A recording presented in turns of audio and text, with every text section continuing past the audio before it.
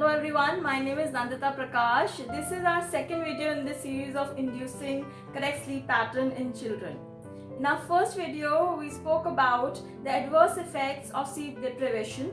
We also spoke about the various positive ways in which a good sleep pattern can influence a child's development and growth. In today's video, we are going to talk about the first step, which is making your child comfortable in the new bed. So if you haven't already started sending your child to his or her own bed, these are the exercises which you would like to prescribe. Once you have identified the sleeping area for your child, decorate it with pillows, bed covers, cushions, curtains of his or her favorite colors. For first 3 to 4 days, make the child take his or her favorite toys and puzzles to the new sleeping area. Play with the toys and let the child familiarize with the new area. Take the child to this new area a little before his or her usual bedtime or the time you would like him or her to start sleeping in. Ideally, it should be 7 to 8 p.m. Body of a 1.5 to 6-year-old child requires 12 hours of sleep to support mental and physical growth and development.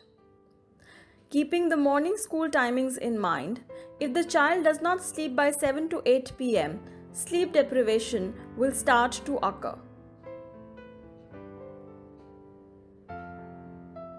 Next 2 days, let the child jump and play on the new bed, engage into a pillow fight, play with soft toys. Towards the end, start to read storybooks with the child.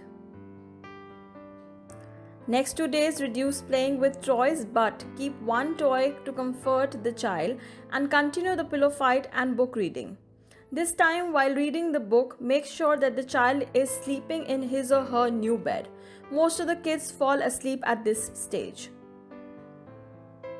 If the child still doesn't sleep, keep sitting in front of the child and insist on him or her lying on the bed. Leave only when the child is asleep.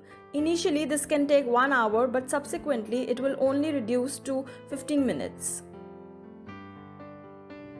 And most importantly, please do not use phone or television or iPad to show children any rhyme or any song.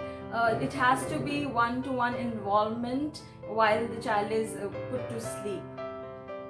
In our next video, we are going to talk about more techniques of bringing bedroom discipline in children's life. So till then, happy teaching, happy parenting.